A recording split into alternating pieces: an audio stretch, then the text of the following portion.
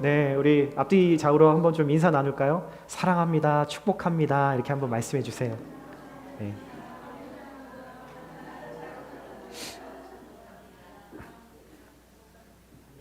네, 오늘 여러분들과 함께 나눌 말씀은 출애굽기 14장의 말씀입니다. 함께 말씀을 저랑 같이 한 구절씩 읽도록 하겠습니다. 조금 긴데 여러분들 줄거리 파악을 위해서 함께 읽도록 하겠습니다. 제가 10절을 먼저 읽을게요. 바로가 가까이 다가왔을 때 이스라엘 백성들이 눈을 들어보니 이집트 사람들이 자기들을 뒤쫓아오고 있는 것이었습니다. 이스라엘 사람들은 너무나 두려워서 여호와께 울부짖었습니다. 그들이 모세에게 말했습니다. 이집트에는 무덤이 없어서 우리를 이 광야로 데리고 나와 죽게 하는 것입니까? 어떻게 우리를 이집트에서 끌고 나와서 이렇게 하실 수 있습니까? 우리가 이집트에서 이집트 사람들을 섬기게 그냥 놔두십시오라고 하지 않았습니까? 이 광야에서 죽는 것보다는 이집트 사람들을 섬기는 편이 나았을 것입니다. 이스라엘 백성들에게 말했습니다. 두려워하지 말라. 굳게 서서 여호와께서 오늘 너희에게 베푸실 구원을 보라. 너희는 이 이집트 사람들을 다시는 보지 못할 것이다. 여호와께서 너희를 위해 싸우실 것이니 너희는 그저 가만히 있기만 하면 된다. 그때 여호와께서 모세에게 말씀하셨습니다. 내가 왜 내게 부르짖느냐? 이스라엘 백성들에게 계속 가라고 하여라. 너는 내 지팡이를 들고 손을 바다 위로 뻗어 물을 갈라라.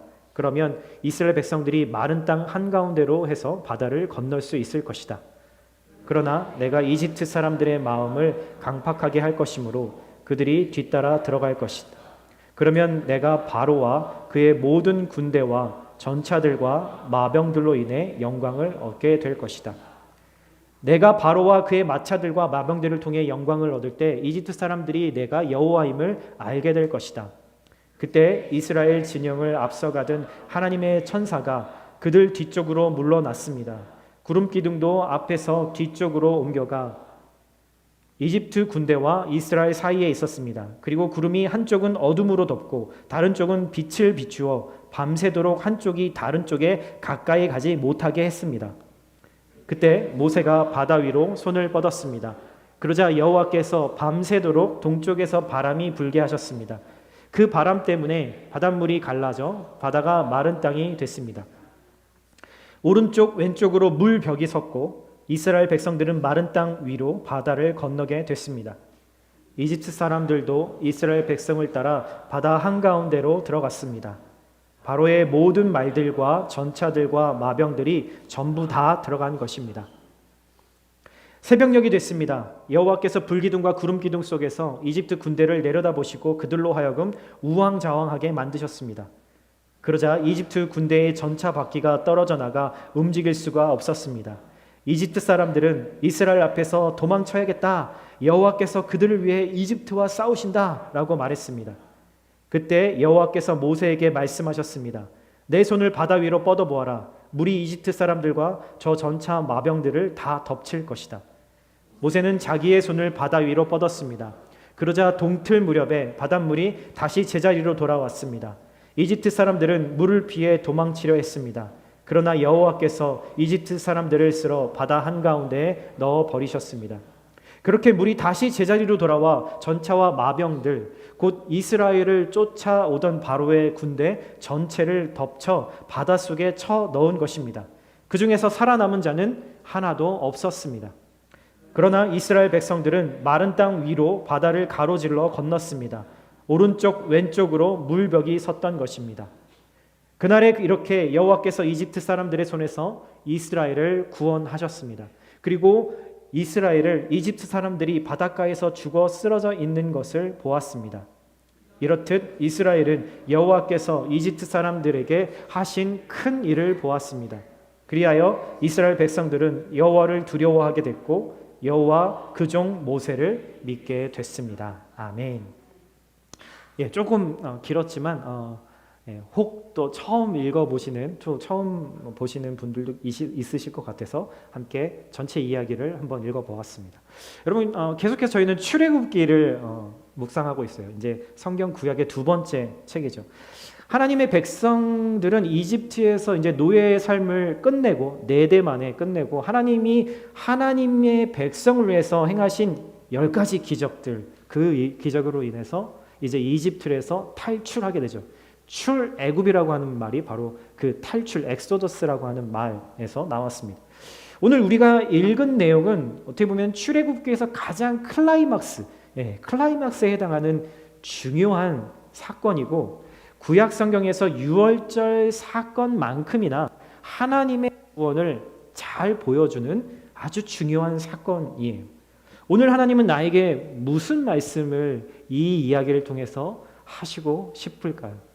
여러분 한번 그것을 기대하면서 말씀을 같이 한번 묵상해 보았으면 좋겠습니다. 먼저 이 이야기를 세부적으로 다 하기 전에 다 다루지는 않겠지만 먼저 이 질문에 몇 가지 좀 답을 짧게 하고 넘어갔으면 좋겠어요. 많은 어떤 분들의 마음속에는 이런 질문이 생길 거예요. 이거 진짜 맞아? 진짜 역사적인 사건이 맞아? 그냥 이스라엘 사람들이 그 교훈을 위해서 그냥 지어낸 얘기 아니야? 이걸 어떻게 믿지? 라고 속으로 질문하시는 분들이 분명히 있을 것 같아요. 그분들에게 조금 완벽하진 않지만 답을 좀 드리면 좋을 것 같아요. 여러분 성경에는 많은 역사가, 실제 세상의 역사가 등장합니다. 성경을 잘 읽어보시면 아시겠지만 아주 이렇게 인류의 역사 초창기부터 메소포타미아, 이집트, 아수르, 바벨론, 로마, 그리고 지금의 유럽들의 여러 나라들의 이야기, 역사들까지 우리가 잘 아는 역사들이 중간중간 계속 등장하게 되죠. 오늘 우리가 읽은 이 이야기는 이집트라고 하는 초대 그 고대 이집트 왕조의 시대에 일어난 사건이고요. 실제 일어난 역사 가운데서 여러 조각들을 우리가 살펴볼 수 있게 되는 거죠. 여러분 성경은 다른 세계의 이야기가 아니라 분명 인간의 역사 안에서 하나님의 이야기를 말하고 있는 책이에요. 그런데 구약처럼, 지금 우리가 읽고 있는 이 구약처럼 수천 년이 지난 시점의 역사를 여러분 성경이 아니더라도 고증하고 증거를 찾아내고 모두가 인정할 만한 그런 어프로브를 할 수 있는 길은 그렇게 쉬운 길이 아닙니다. 실제 역사와 고고하게 그런 한계들이 분명히 있죠. 더군다나 이게 구약 초반의 역사이기 때문에 더 오래전 일이라 그 진위를 분명하게 증거를 통해서 가리는 것은 쉽지가 않습니다. 근데 우리가 분명히 알아야 될 게 있어요. 성경은 정말 많은 스토리가 있는데 그 스토리의 대부분을 믿지 않는 분들의 입장에서 보면은 다 역사적 사실이 아니야, 거짓이야 라고 말할 수 있는 거잖아요. 근데 분명한 것은 성경은 여러분 역사를 고증하기 위해서, 역사를 증명하기 위해서 쓰여진 책이 아니라는 거예요. 이 성경의 목적을 먼저 조금 아실 필요가 있는 것 같아요. 성경을 쓴 목적은 하나님이 하나님의 백성을 구원하시는 일관된 주제를 가지고 인간의 역사 안에서 그 이야기를 기록하신 것이죠. 무슨 말이냐면 여러분 많은 역사책들 있잖아요. 세계에서 중국의 삼국사기라든가 조선의 조선왕조 실록이라든가 로마의 역사학자 타투키스 같은 무슨 로마 연대기 같은 이 역사를 기록하기 위한 목적의 책이 성경은 아니라는 말이에요. 여러분 그래서 누군가가 마이크가 조금 울리는 것 같은데 조금 조절을 해주시면 좋겠습니다. 누군가가 성경은 왜 역사적 증거를 다 보여주지 못하는가? 거짓이 아닌가? 그래서 나는 못 믿겠다라고 말한다면 그 질문은 뭔가 좀 핀트가 안 맞는 거예요. 우물가에서 숭늉을 내달라라고 하는 사람과 마찬가지인 거죠. 그럼에도 불구하고 많은 성경학자들, 성서 고고학자들이 오랜 시간 연구들을 통해서 많은 증거들을 발견하고 그래서 성경은 역사적 사실을 토대로 쓰여졌다라는 것을 논리적으로 증명해 왔습니다. 궁금해하시는 분들 위해서 몇 가지만, 많은 것들이 있지만 시간이 짧아서 몇 가지만 좀 말씀을 드리면, 여러분 이 출애굽 사건이라고 하는 것은 이스라엘이라고 하고 그다음에 이집트라는 두 나라 가운데 관련된 이야기잖아요. 근데 지금 중동에서 전쟁을 벌이고 있는 이 이스라엘이 늘상 전쟁을 하는 근본적인 이유가 뭔가요? 자기 나라의 정체성에 대한 부분입니다. 그러니까 이 땅은 내 땅이야 뭐 이런 그런 것들로 끊임없이 전쟁을 하고 있는 거잖아요.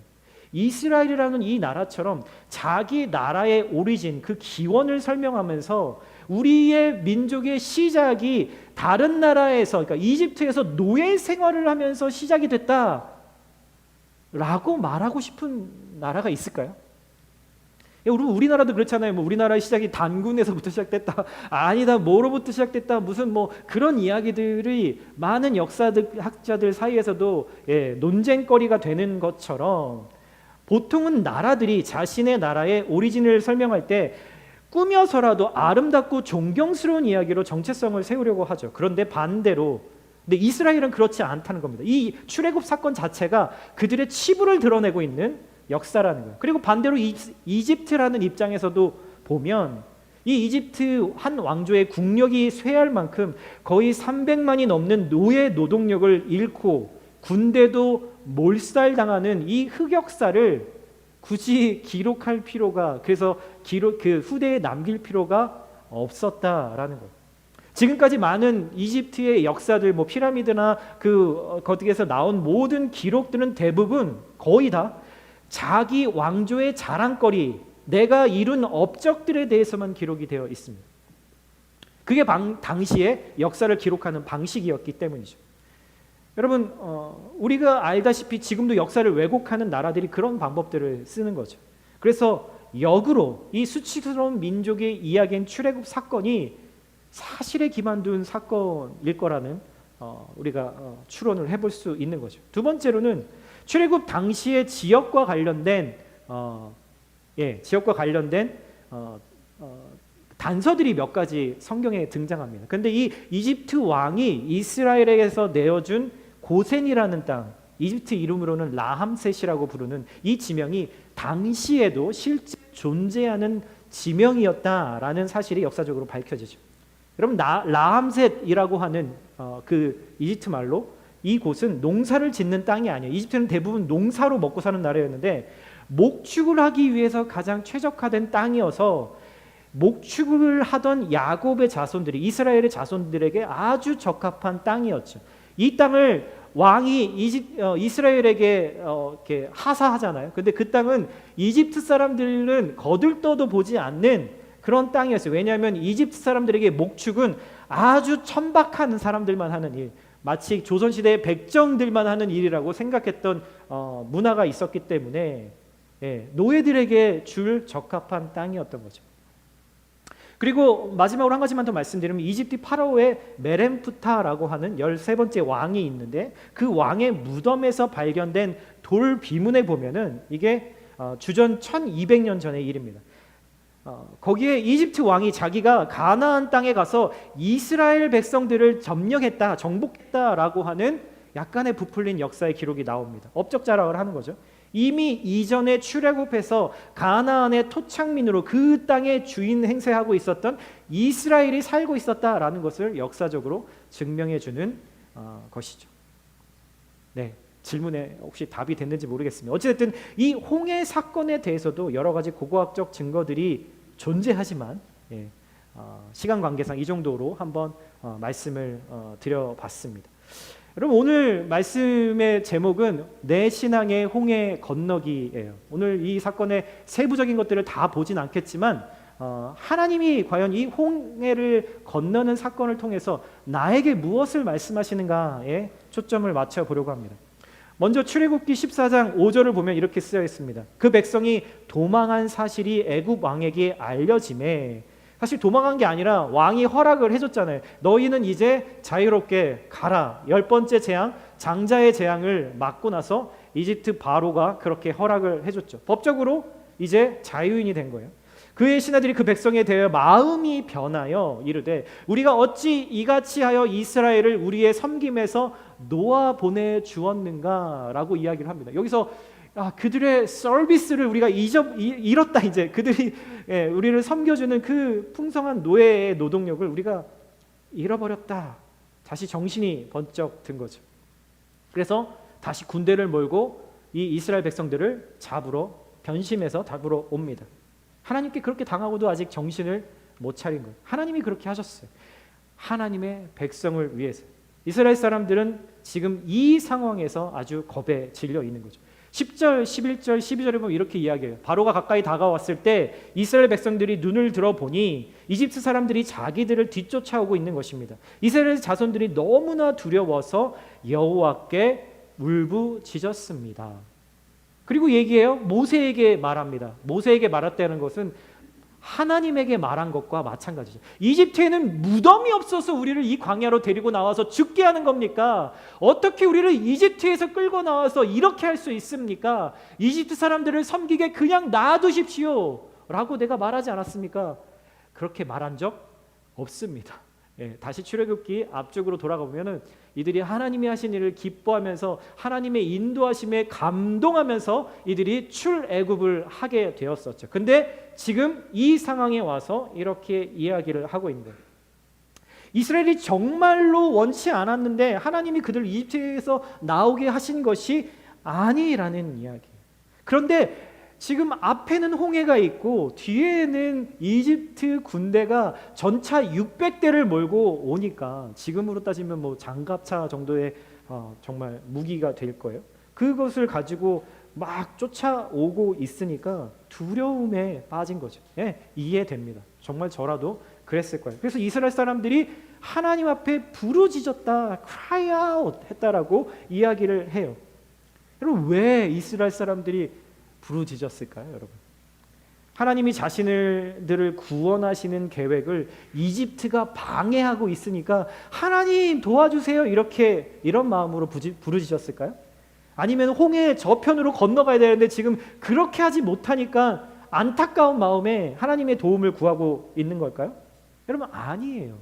여러분, 이 시점에서 그들이 원하는, 이스라엘 사람들이 지금 원하고 있는 베스트 시나리오는 내가 지금 쫓아오는 그 이스라엘 군대에게 죽지 않고 죽임당하지 않고 그대로 이집트로 다시 돌아가서 이전처럼 노예로 살아가는 것, 이게 바로 지금 이스라엘이 하나님 앞에 부르짖은 진짜 이유였어요.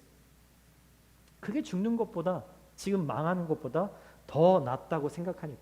안 그러면 자신들 중에 얼마는 최소한 어느 정도는 이집트 군대에게 죽임을 당할 게 뻔하니까. 다시 노예 생활로 그 생활로 돌아가지 못할 것 같아서 지금 그게 안타까워서 절망적으로 하나님께 부르짖고 있는 거예요. 여전히 이스라엘 사람들의 마음에는 하나님에 대한 마음이 없는 거예요. 지금 그들은 하나님 편에 서 있지 않아요. 하나님의 인도하심을 받아서 지금 홍해 앞에 서 있지만, 여러분, 이게 이스라엘 사람들의 지금 영적인 상태입니다. 며칠 전까지 한번 생각해 보세요. 이스라엘은 이집트 파라오의 노예였습니다. 그러나 하나님의 심판으로 파라오가 그들을 노예에서 자유인으로 해방시켜 주죠. 하나님이 노예를 자유인으로 만들어 주신 것을 성경은 뭐라고 부르죠? 구원이라고 이야기합니다. 여러분, 인간은 죄의 노예로 살잖아요. 여러분들은 나는 내 자유 의지로 나는 자유롭게 지금껏 살고 있어 라고 생각하실지 모르지만, 여러분 잘 한번 여러분들의 삶을 돌아보면 우리는 끊임없이 무언가의 노예로 살아가고 있는 모습을 봅니다.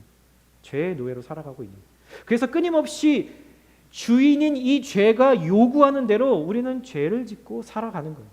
홍해 앞에서 서 있는 이스라엘 사람들은 바로 왕이 소유권을 포기했기 때문에 공식적으로 지금 노예가 아니라 자유인이 되었어요. 그런데 어처구니 없이 자유인이 된 이 사람들이 주인에게 돌아가서 다시 노예가 되고 싶다라고 이야기를 하고 있는 거예요. 여러분, 왜 그럴까요? 여러분, 이 질문을 우리가 꼭 해봐야 되는 중요한 이유는 매일 우리의 삶 안에서, 내 삶 안에서 또 죄가 원하는 대로 죄를 짓는 내 모습이 바로 지금 그 이집트로 돌아가려고 하는 이스라엘의 마음과 똑같기 때문에 그래요. 성경의 말씀대로 우리가 나는 죄인이고 예수님이 나를 죄의 묶임에서 풀어주신 나의 주님이다라고 고백도 하고 구원받은 그런 사람이 되어도 여전히 마음은 예전의 주인에게 묶여서 노예 근성을 가지고 살아가는 사람들이 있는 거죠. 제가 얼마 전에 어떤 영상을 봤는데 너무 처음에는 웃었다가 그 다음에는 참 그 영상에서 주는 메시지가 있어서 되게 마음에 이렇게 어떤 생각을 하게 됐습니다. 아기 새가 있었어요. 막 태어나서 매일 엄마 아빠가 물어다 주는 벌레를 입을 벌려서 먹기만 하면 되는 그 아기 새가 이제 점점점 커가지고 혼자 날 수 있게 되고 이제 혼자 스스로 먹이를 잡아 먹을 때가 되어서 이제 그 일을 이제 배우려고 시작하고 있는 겁니다. 저렇게 하더라고요. 그런데 바로 앞에 움직이는 벌레, 저 송충이 같은 벌레가 막 계속 그 앞에서 움직이고 있는데 재밌는 것 사실은 이 새가 계속 그 앞에 가서 입만 하고 이렇게 하고 벌리기만 하는 거예요. 왜 그러냐면은 부리로 걔를 이렇게 해가지고 찧어가지고 그를 잡아서 먹어야 되는 거잖아요. 근데 계속 쫓아다니면서 계속 왁 하고 조그만 소리로 이렇게 입만 계속 벌리고 있는 거예요. 그래서 나중에 처음에는 뭐 하는 거지라고 생각했다가 그 다음엔 이해가 되더라고요. 맨날 이전에는 지금까지 입만 열면 엄마 아빠 새가 와서 입에다가 그 먹이를 넣어줘서 먹이를 먹기 위해서는 입만 벌리면 됐었는데 그리고 먹이가 내 입에 들어갈 거라고 생각한 거예요. 입만 벌리면. 근데 그렇지 않은 거죠. 저 영상을 보면서 그런 생각이 들었습니다. 이게 바로 홍해 앞에 서 있는 이스라엘의 모습이고 지금 내 모습일 수 있겠구나. 스스로 먹이를 잡을 수 있는 상태, 자유의 상태가 되었는데 의존하지 않아도 되는 상태가 됐는데 여전히 누가 가져다 주던 때에서 누군가의 그 묶인 그거에서 벗어나지 못하고 있는 거구나라는 생각을 해보게 됐습니다. 여러분 그 사실을 보면서 한꺼풀 더 그 이유를 원인을 한번 좀 살펴보았으면 좋겠어요. 여러분 무엇이 이스라엘이 다시 돌아가게 만들었을까요? 왜 이집트로 다시 돌아가고 싶었을까요? 그들 안에 있는 여러 가지 우상들 때문이었습니다. 여러분 끊임없이 제가 이 이야기를 하지만 반복해도 지나치지 않은 것 같아요. 저에게도 마찬가지고. 여러분 우상이라는 게 뭐죠? 내가 하나님을 믿더라도 하나님보다 더 중요하게 생각하는 대상이 우상이에요. 하나님은 이 우상을 정말로 싫어하십니다. 이 우상을 내 안에서 내 삶에서 제거하기를 원하세요. 여러분 내 삶에서 하나님보다 더 특별하거나 내가 하나님보다 더 의지하는 대상이 모두 우상입니다. 이 우상은 내 삶에서 엄청난 영향력을 행사하죠. 그 우상에서 잠깐 떨어져 있으면 그것을 분명히 알게 됩니다. 내가 얼마나 그 우상을 의존하고 있었는지. 내가 선택하고 난 자유로운 결정을 하는 사람이라고 믿고 싶으시겠지만 우상은 나의 주인이 되고 나는 우상의 노예가 되는 거예요. 여러분 손에서 전화기를 떼놓고 얼마나 버티실 수 있으세요? 마치 그런 것이죠. 이스라엘 사람들이 이집트에서 살 때 누렸던 것들을 여전히 사랑하고 있는 것처럼 우상과 나는 서로 주인과 종의 관계를 맺고 있는 거예요. 나는 우상이 원하는 것을 하고 죄를 짓는 거죠. 우상은 내 욕망을 채워줍니다. 내 욕구를 채워주는 거죠. 그리고 그 우상을 내가 소유한다고 믿음으로 이렇게 생각하는 거예요. 이걸 내가 가졌기 때문에 난 중요한 사람이고 가치 있는 사람이야. 내 인생을 투자해서 정말 지금껏 어렵게 이것을 얻었기 때문에 그것만 있으면 다른 나의 약점들도 이것으로 다 가려질 수 있어. 그러니 이 우상은 나에게 너무 소중해. 난 이거 없으면 아무것도 아닌 존재가 될 거니까. 여러분 한번 잘 생각해 보세요. 여러분들이 의지하고 있는 것이 무엇인지, 그게 나에게 주는 안정감이 무엇인지를 한번 생각해 보세요. 누군가에게는 이 우상이 남편일 수 있고요, 아내일 수 있고요, 자녀일 수도 있어요. 또 누군가에게는 내가 지금껏 쌓아온 명예일 수 있고요, 커리어일 수 있고요, 또 누군가에겐 내가 가지고 있는 여유로운 재산이 나의 우상이 될 수도 있고 나에게 부족한 그 재정이 나의 우상이 될 수도 있습니다. 여러분 이 우상들을 예수님의 십자가에서 못 박지 않으면 여러분 우리는 구원받았어도 여전히 우상의 노예로 살 수밖에 없는 거예요. 지금 홍해 사건은 바로 그 이야기를 우리에게 해주고 있습니다. 아무리 성경 공부를 오래 하고 많은 것들을 했어도, 아무리 내가 오랫동안 사역하고 직분을 가지고 교회에서 봉사를 했어도 이것은 똑같습니다. 여기 있는 많은 분들이 예수님을 믿음으로 내가 구원받았다라는 사실을, 그 진리를 아실 거예요. 예수님을 믿음으로 구원을 받았다는 사실은 여러분 그게 뭐죠? 내 정체성이 더 이상 이런 우상들에 의해서 좌지우지 되지 않는다라는 것을 의미합니다. 하나님이 내가 어떤 존재인지를 말씀해 주시잖아요. 너는 나의 자녀야. 너는 나에게 얼마나 존귀한 자인지 몰라. 너는 내가 구원한 나의 아들이야, 내 딸이야. 하나님이 우리에게 말씀하시는, 나는 너를 정말 기뻐해. 너를 만족해. 네가 무엇을 했든 안 했든 상관없이 너의 존재만으로 나는 만족해. 우리에게 말씀하시는, 성경을 통해서 말씀하시는 그것이 우리의 정체성이 된다라는 거죠. 그런데 많은 크리스천들이 머리로는 그것을 알고 있지만, 나는 구원받았고 더 이상 나는 죄로 인해서 비난받지 않을 거라는 것을 알지만, 그리고 여전히 예수님의 그 righteousness, 의로우심 때문에 하나님은 죄인인 나를 의롭게 여기시는가, 그분의 의가 나에게로 대체되었구나라는 것을 우리는 머리로는 알지만, 여전히 나는 죄의 노예 때의 그 모습, 여전히 죄에 목말라 하는 죄의 근성을 가지고 살아갈 수 있다라는 거죠. 저는 목사입니다. 제가 처음 태어날 때부터 목사가 될 거라고 생각하는 사람은 아니에요. 늦은 나이에 목사가 됐는데, 사람들이 주로 목사를 무엇으로 평가하는지 여러분 아시죠?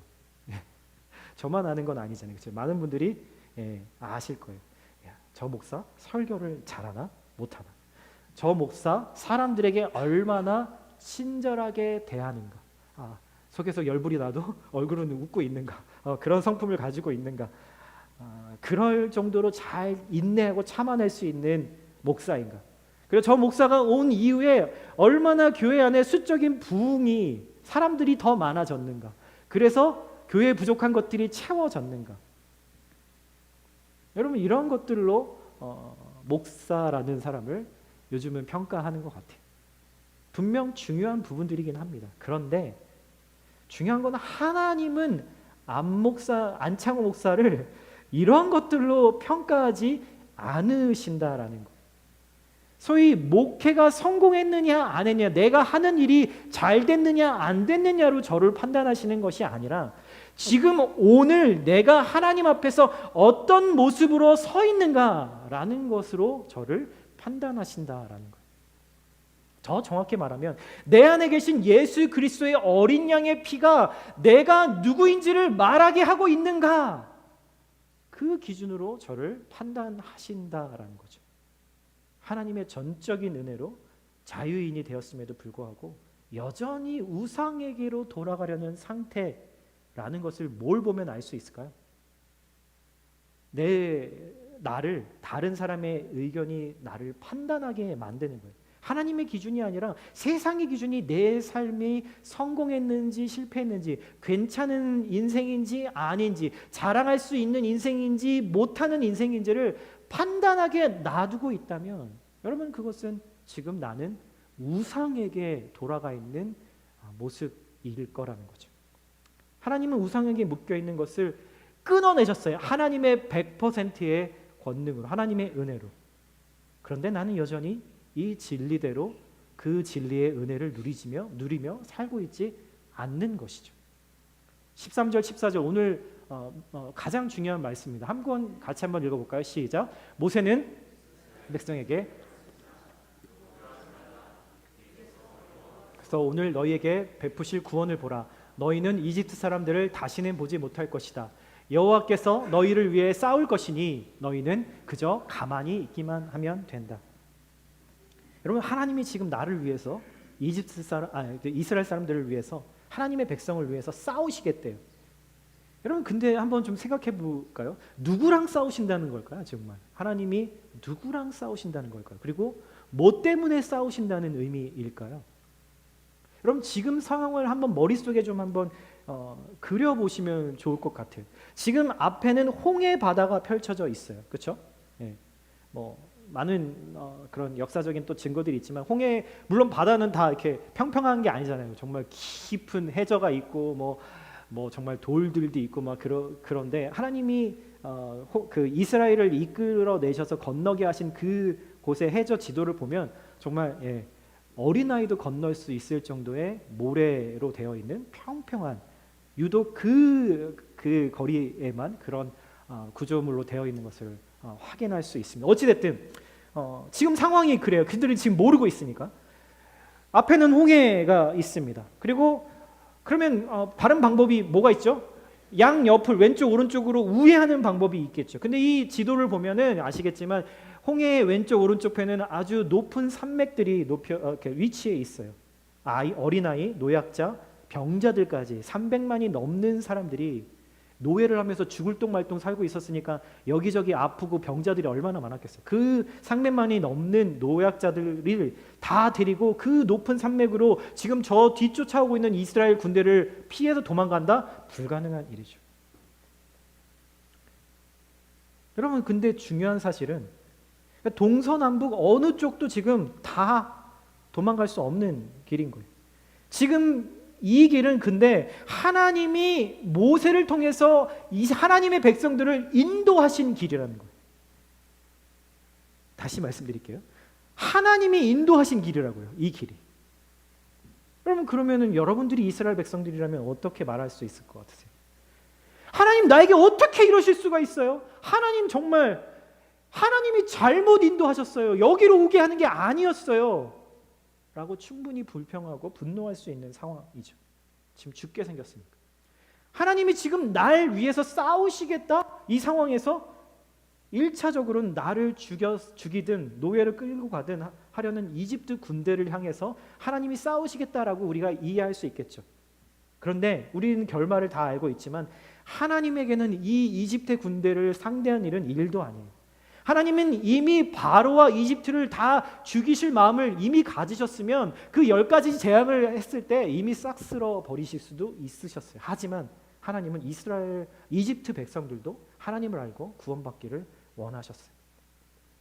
하나님이 진짜 싸우고 계신 대상이 이집트 군대만이 아니에요. 진짜 싸우고 계신 것은 그 군대가 아니라 하나님이 어떤 분이신지를 보여주고 경험케 했음에도 불구하고 하나님 편에 서는 것이 아니라 우상에게 돌아가서 노예로 살기 원하는 이스라엘 사람들, 바로 내 안에 우상들과 싸우고 계신 거예요. 그리고 그 우상을 허용한 나의 죄성과 싸우고 계신 거예요. 하나님이 이집트에서 10가지 재앙을 내리신 이유, 그걸 통해서 이스라엘 사람들도 궁극적으로 하나님을 알기 원하셨지만 정말로 하나님이 원하신 것은 이스라엘 사람들, 하나님의 백성들이 그것을 깨닫기를 원하셨어요. 하나님이 그들 안에서 제거하려고 하는 것이 무엇인지, 하나님의 백성이 되려면 내 안에 있는 우상들이 얼마나 많은지, 그것이 제거되어야 하는지 그것을 깨닫기를 원하셨다라는 거죠. 여러분, 이 이야기가 그들만의 이야기인가요? 지금 거의 3,000년 이전에 있었던 이스라엘 사람들의 이야기인가요? 나와 상관없는 이야기인가요? 그들이 왜 도로 이집트로 돌아가는 것이 낫겠다라고 소리쳤을까요? 그게 더 쉽거든요. 힘들어도 내 욕망을 인정해주는 우상에게 붙어있는 게 훨씬 쉽거든요. 고민할 필요가 없거든요. 갈등할 필요가 없거든요. 내가 희생할 필요가 없으니까요. 욕망을 따르면 되니까요. 여러분, 지금 계속 이 머릿속에 이 장면을 한번 보시면 좋을 것 같아요. 홍해가 있습니다. 그 앞에 사람들이 서 있어요. 왼쪽은 이집트의 바로가 다스리는 구역이에요. 그리고 홍해를 건넌 그것부터 하나님이 다스리시는 그 곳이 있는 거죠. 바로가 그들을 죽인다고 왔으니 사형 선고를 받은 거나 마찬가지.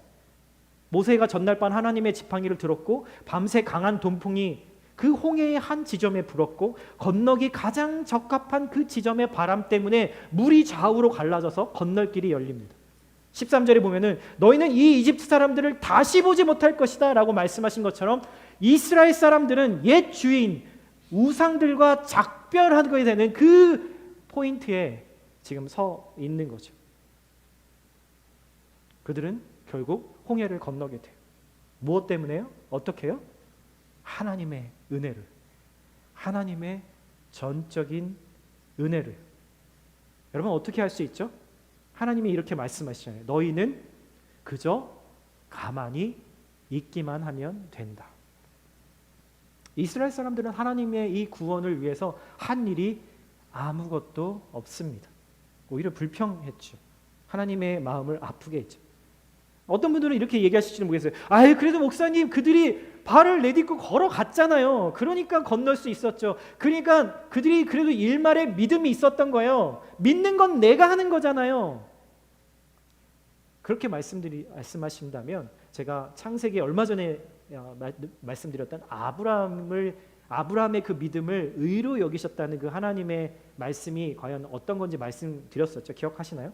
이미 하나님이 그 아브라함이 믿음을 고백하기 전에 하나님을 믿을 만한 근거를, 하나님을 믿을 만한 그 경험을 이미 하나님이 그 아브라함에게 주셨기 때문에 그가 그것을 믿을 수 있었던 거예요.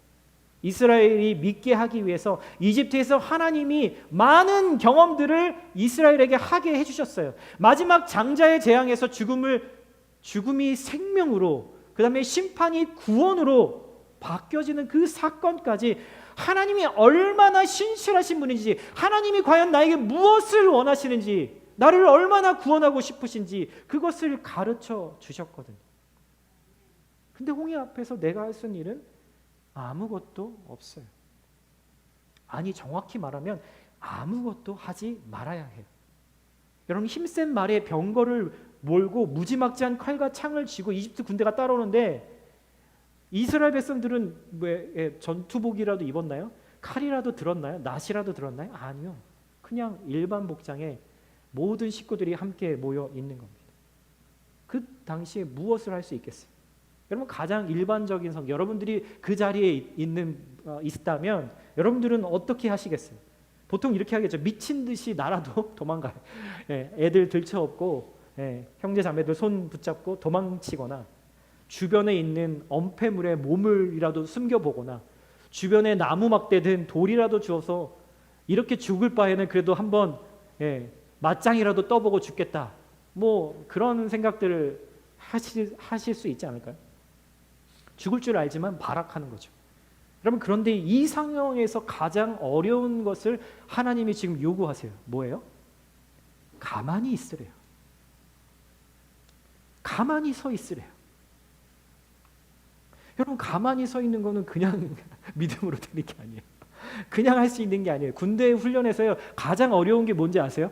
총 받들어 총하고 가만히 서 있는 게 가장 힘듭니다. 10분이 지나면 손가락이 이렇게 떨리기 시작하고 나중에 한 30분이 되면 온몸이 떨립니다. 가만히 서 있는 것은 정말 힘든 일이에요. 죽음을 직감하고 생명을 포기하든지, 아니면 정말 1%의 확률일지 모르지만 저기 모르는 필살기를 숨겨놓은 사람만이 할 수 있는 행동, 나는 이제 죽었구나 라고 생각을 하거나, 아니면 진짜 내 뒤에 뭔가 그 3000년 전에 이집트 군대가 쫓아오고 내 뒤에서 권총을 하나 꺼내 들어서 그 사람을 죽일 수 있는 필살기가 있다. 뭐 웃기는 얘기지만, 있을 수 없는 얘기지만, 그런 정도의 상황이 아니라면, 팩트가 아니라면 이런 행동은 할 수가 없죠. 가만히 서 있으라. 내가 너희를 위해서 완벽히 해낼 구원을 경험하라. 여러분, 이게 무슨 의미일까요? 하나님이 지금 우리에게 하시는 이 말씀의 뜻이 뭘까요? 네가 바라는 길이 보이지 않는다고 지금 우상에게로 달려가지 마. 너를 지켜줄 거라고 믿는 그것들에게서 도움을 구하지 마. 너는 분명 이 길은 잘못됐어요 라고 단정한 이 홍해 바다가 너에게 길을 열어줄 거야. 내 말을 믿지 못하겠다면 내가 지금껏 너에게 행한 일들을 곱씹어보고 언제나 너에게 신실했던 나를 생각해봐. 여러분, 이 말이 그 말 안에 담겨 있지 않을까요? 하나님은 기적을 통해서 홍해에 남녀노소 누구든지 걸어갈 수 있는 길을 만드신 이유가 단지 놀라운 기적을 경험케 함이 아니었어요. 지금까지 평생 해왔던 습관대로 내가 의지하고 내 자랑이 되어준 그 우상에게 다시 달려갈 것인지, 아니면 내가 어떤 모습이든 항상 신실하셨던 하나님께로 우상을 버리고 내려놓고 하나님께로 온전히 갈 것인지를 결단해야 하는 인생의 결단 앞에서 여러분, 옛 주인을 버리고 하나님을 신뢰하고 하나님의 일하심을 바라며 그분만을 응시하는 것을 지금 하나님이 요구하고 계신 거예요. 여러분, 이것이 하나님이 하나님의 백성을 홍해에 세우신 이유고, 우리의 삶 가운데 이런 크고 작은 홍해들 앞에 우리를 세우시는 이유입니다. 사랑하는 형제자매 여러분, 하나님은 여러분이 막닥뜨리고 있는 그 홍해를 건너게 하실 준비가 되어 계세요. 여러분, 다시 한번 말씀드릴게요. 하나님은 여러분 앞에 놓여 있는 크고 작은 홍해를 건너게 하실 준비가 되어 있으세요. 여러분, 근데 문제는 우리가 가만히 있지 않는 거예요. 우리가 뭔가 내 힘으로 그 일들을 하려고 발악을 한다라는 거죠. 그분을 가만히 신뢰하기만 한다면 하나님은 나를 홍해 건너로 은혜의 땅으로 하나님이 온전히 다스리시는 곳으로 인도해 주실 거예요. 하나님을 가만히 신뢰한다는 것이 무엇이냐면 하나님과 그 친밀한 사랑 가운데 관계를 맺고 있는다라는 의미예요. 동시에 가만히 있다라는 말은요, 내가 일하지 않고 하나님이 일하시도록 내가 가만히 기도한다라는 말이기도 해요. 여러분, 사랑하는 사람과 만나면 여러분들은 그 사랑이 지속되려면 어떻게 됩니까? 상대방은 가만히 있고 애가 계속 다다다다다다닥 말하는 게 사랑하는 사람과의 만남인가요? 아니죠. 사랑하는 사람의 말을 경청하는 것이 내가 말하는 것보다 중요한 것처럼, 여러분, 가만히 서 있는다라는 말은 기도의 자리에 가만히 서서 하나님의 말씀을 경청하라라고 하는 말씀인 거예요. 하나님에게 중요한 것이 나에게도 중요하게 되게 만들라라고 하는 거예요. 여러분, 내가 홍해 이 편에 서 있을지 저 편에 서 있을지 여러분, 증명해야 할 때가 분명히 올 겁니다. 오늘도 그럴지 모르겠고 내일이 그럴 수도 있고 모레가 그럴 수도 있어요. 여러분, 어디에 서시겠어요? 여러분, 어디에 서시겠어요? 여러분, 오랫동안 해온 여러분들의 말, 여러분들이 가지고 온 지식, 여러분들의 경험, 그런 것이 아니라 여러분들의 삶으로 어느 편에 서실 것인지를 보이셔야 해요. 거기에서는 거짓이 있을 수 없습니다. 눈가림이 있을 수 없습니다. 여러분, 그게 진짜니까요. 내 삶으로 말하는 것이 진짜니까요. 여러분에게 세상의 기쁨을 주고 내가 가치 있다고 생각하게 만드는 그 우상들 앞에서 아직도 포기하지 못하고 머뭇거리고 계신가요? 여러분 안에 계신 하나님은 한 번도 나에게 신실하지 않으신 적이 없는 분이세요. 하나님이 여러분들 출렁이는 홍해 앞으로 만약 인도하셨다면 여러분, 뒤돌아보지 마시고 눈을 감으세요. 그리고 여러분들의 마음으로 주님을 바라보세요. 그리고 눈을 뜨면 여러분은 홍해 건너편에 서 있게 될 것입니다. 여러분, 그 자리에 가만히 서서 주님이 일하시도록 기도하시는 이번 한 주가 되시기를, 또 여러분들의 인생이 되시기를 예수님의 이름으로 축복합니다.